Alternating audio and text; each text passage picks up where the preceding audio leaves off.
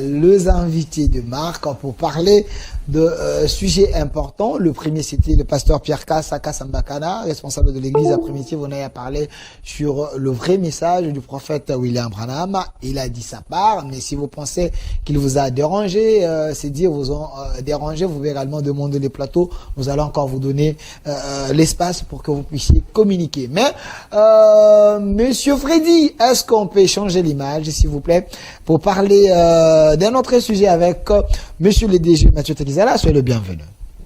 Je vous remercie, cher Delphin. Je remercie l'équipe de l'émission, y compris les dirigeants de ce chaîne qui essaie un peu de contribuer dans le paysage audiovisuel de la République démocratique du Congo. Et je salue tous les acteurs de l'économie de la République démocratique du Congo et en particulier tous les acteurs de l'économie du continent africain. Alors, DG Mathieu Takizala, j'aimerais avec vous aujourd'hui que nous soyons vraiment plus pratiques. La première question, quel est le vrai problème de la RDC? Le problème qui freine son développement? Bon, Delphin, vous savez, le développement c'est tout un possessif, mais le développement c'est fait d'une façon sectorielle. Okay. Ça veut dire que la République démocratique du Congo, presque 50 ans d'Iran, on a fragilisé la plupart des secteurs qui fait à la République un socle productif, un socle économique. Ça veut dire que les métiers qui construisent la nation, chez nous aujourd'hui, c'est du débrouillardisme. Or qu'on ne peut pas bonifier un système innovant et avec le politique du débrouillardisme. Ça, c'est déjà un vrai problème. Et le vrai problème aussi, qu'est-ce qui se passe sur la crise de confiance entre les Congolais eux-mêmes. Ça, c'est déjà un vrai problème. En économie, ce qui bâtit le système économique, c'est confiance. Lorsque vous avez confiance d'une marque, vous allez le consommer. Mais aujourd'hui, qu'est-ce qui se passe? Lorsqu'un Congolais entreprend, sa nation ne le reconnaît même pas. Et son peuple ne le reconnaît pas. Et ça, c'est des chocs suicidaires. Elle est à la fois culturelle, elle est à la fois structurelle. Okay. Donc, il faut construire ces deux palettes qui manquent.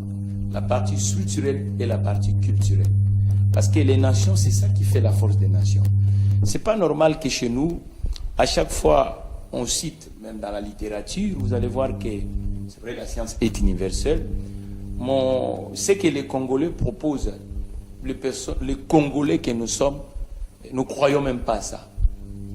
Moi, ça fait presque bientôt 4 ans que je suis à Kinshasa avec cette aventure de spécial autogarage. Bon nombre des aventuriers économiques ne peuvent pas faire peut-être 5 ans ou 4 ans dans un territoire sans voir ses proches. Mais malgré tous ces sacrifices, ma nation n'arrive pas à comprendre que non, nous avons un digne fils et qui est au service de la nation.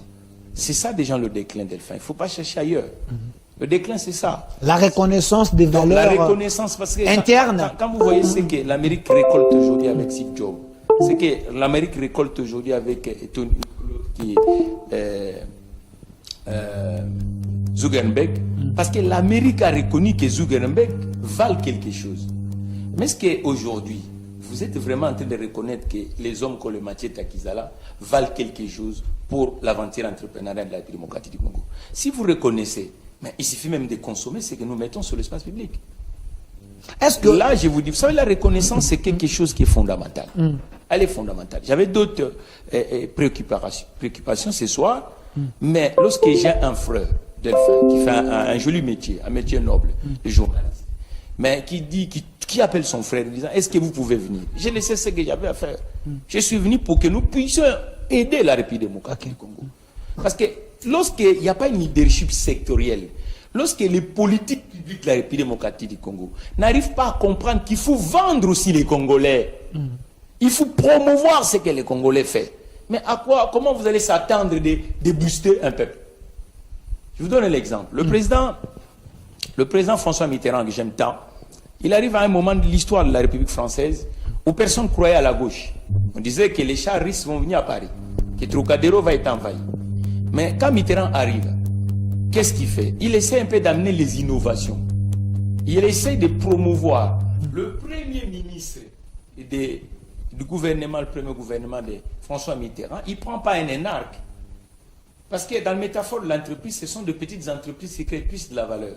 Il va chercher un nombre d'entreprises du côté de petites entreprises qu'on appelle Bercovois, Il le fait, Premier ministre de la République française. Pourquoi? Pour booster l'entreprise en République française. Pour permettre que lorsqu'il y aura des gens de leadership entrepreneurial qui est reconnu du point de vue national, ça signifie que tous ces gens-là qui s'identifient dans ces métiers vont essayer d'avoir un modèle. Mais ce n'est pas le cas en République démocratique du Congo. C'est-à-dire qu'en République démocratique du Congo, lorsqu'on compose les castings publics, il y a la plupart des secteurs qui peuvent nous aider sont oubliés, chers compatriotes. On ne tient même pas compte à ça. Mais dis-moi, comment on va avancer? Même nous appeler simplement, oui, monsieur Takizala, je viens de faire avec 4 ans, monsieur. On a mis toutes les teuses sur l'espace public.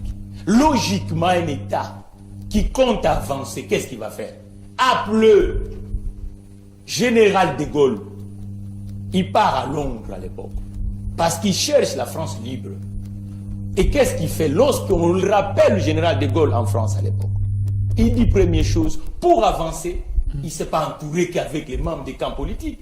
Il va aller chercher Michel Debré. Debré, c'est qui? C'est un constitutionnaliste.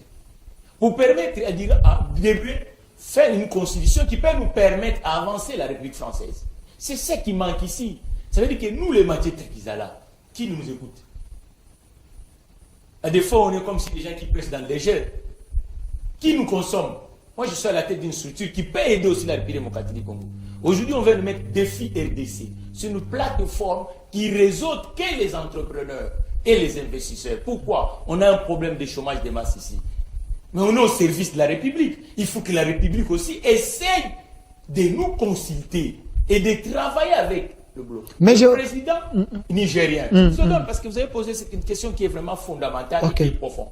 Il faut qu'on le réponde. Nous devons comprendre qu'est-ce que d'abord nous voulons pour la République démocratique du Congo.